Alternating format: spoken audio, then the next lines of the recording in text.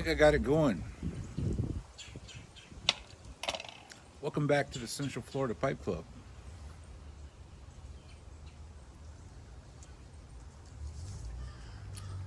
It's been a very nice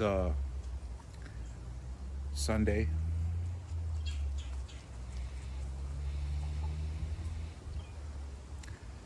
As you can see, I'm not smoking my regular cob.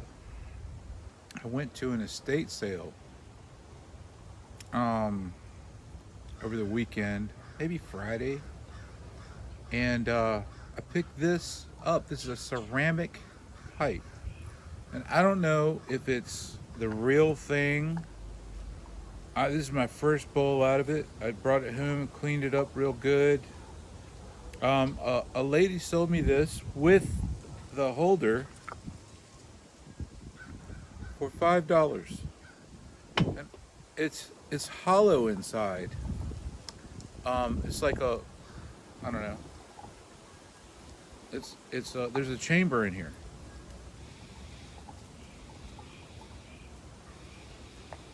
and you can hear it when I draw. You can hear it. It's nice. Uh, so yeah, that's ceramic. It's from Holland or Germany or somewhere. I don't know. Cool. I thought I'd give it a try. It's got a gigantic bowl.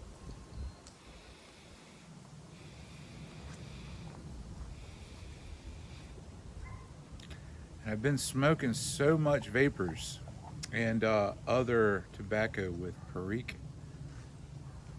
Oh man, I'm feeling just so spicy. I've decided to smoke some autumn evening tonight.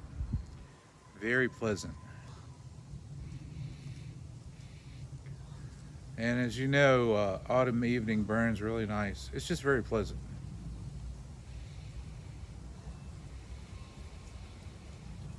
Yeah. So yeah, I kind of OD'd on Perique, and I haven't even gotten to the. Oh, I'll tell you about the. I'll tell you about the Perique later. That's for another video. But yeah, this is good.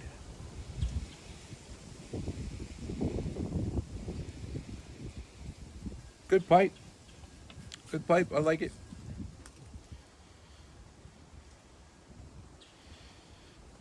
Seems to be a real pipe. It's not melting or I'm not getting any weird flavors or anything. So we'll just see how it goes. Hey, if you know anything about this kind of pipe, uh, please leave me a message in the comments because all the I just try to look it up online, see what it is. Uh, it's pretty cool. I like it.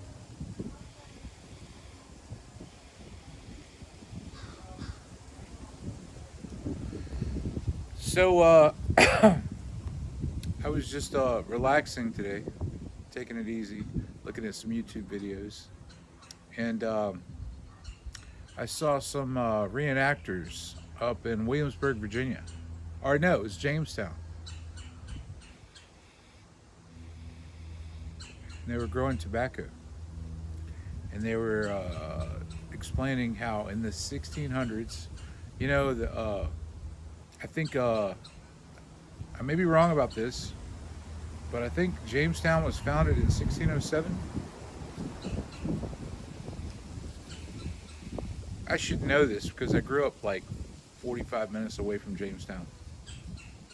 We used to go on field trips there when I was like in the third and fourth grade or something like that.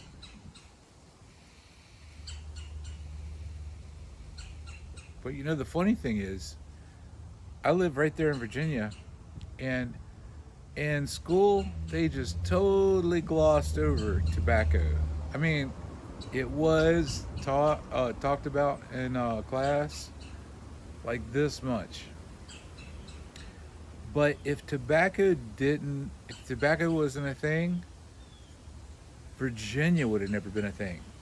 And if Virginia was never a thing, the United States would have never been a thing like it is now. I mean, tobacco made the whole thing. It was a multi-million dollar crop over the centuries, for centuries. And now it's, tobacco companies are fighting to stay alive.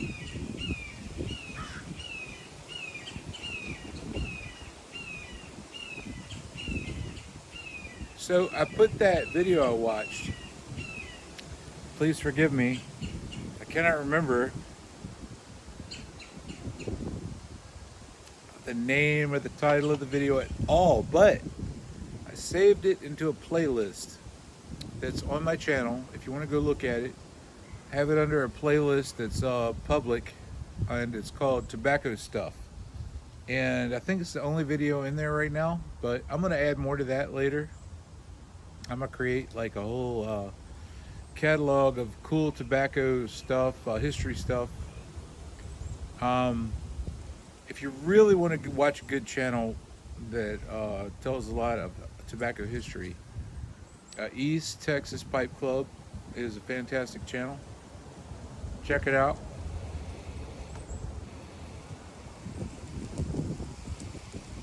But I'm going to do my part, and whenever I see a good historical video about tobacco, I'm going to put it in my playlist. Because hey, look, we're enjoying it, right? And it has an incredible history. I mean, it's more history. The history of tobacco in the United States is totally interlinked. Like, there would not be in the United States as we know it without tobacco. True. It's a very true statement.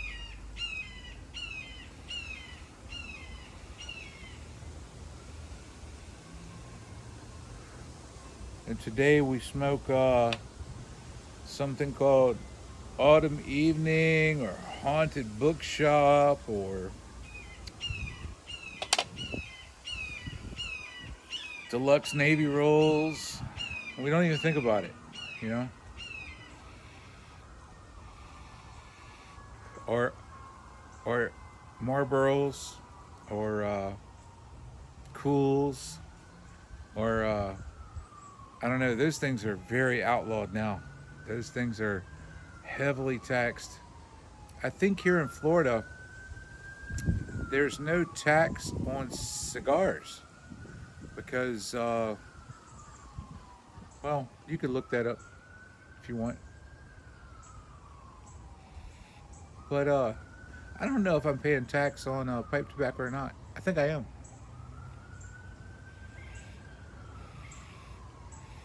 But we have a little Havana over here in Tampa, and there's kind of like a treaty with the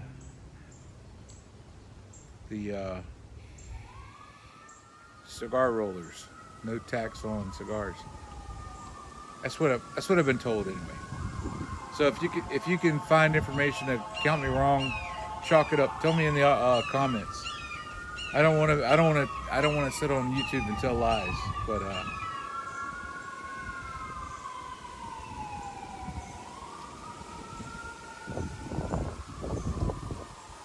and that's really good. That's a good pipe.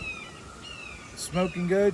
And the only thing I don't like about it is when you draw on it, it's very audible. Like you can really hear, because there's one little tiny hole in there. I mean, it's a lot smaller than a hole on a standard pipe, and it's drawing smoke into this chamber that's all around here. This is all hollow, but it's pretty cool smoke.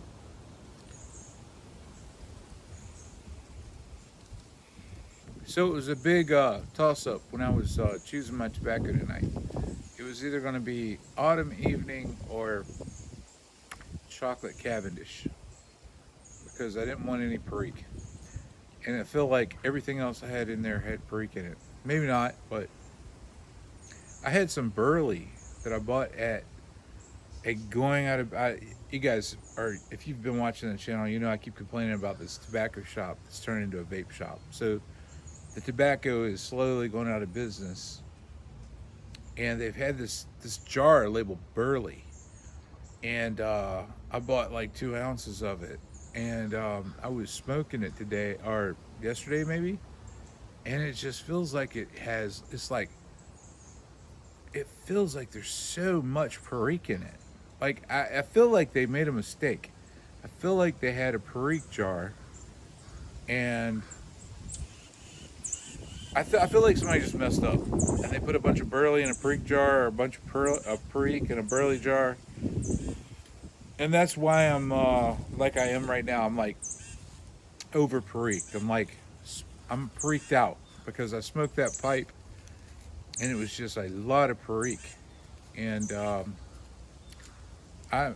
was yesterday, and I'm still feeling it. Like not into it. And then of course today I had Howl of the Wind. I think that has Perique in it. This morning for my morning pipe, and I was just like, I need to take a break. Maybe I should have smoked some Latakia. Does does Quiet Nights have a lot of any Perique in it? I don't know. I just didn't want any Perique. I was done. But enough complaining. I'm a big fan of the vapors. I love Virginia Perique, and you guys have been helping me out in the comments, telling me what straight Virginias to get with no Perique, and I'm definitely going to put that on my list. Uh, Next order I make, definitely going to have some of that. Oh, another interesting fact I watched on that video.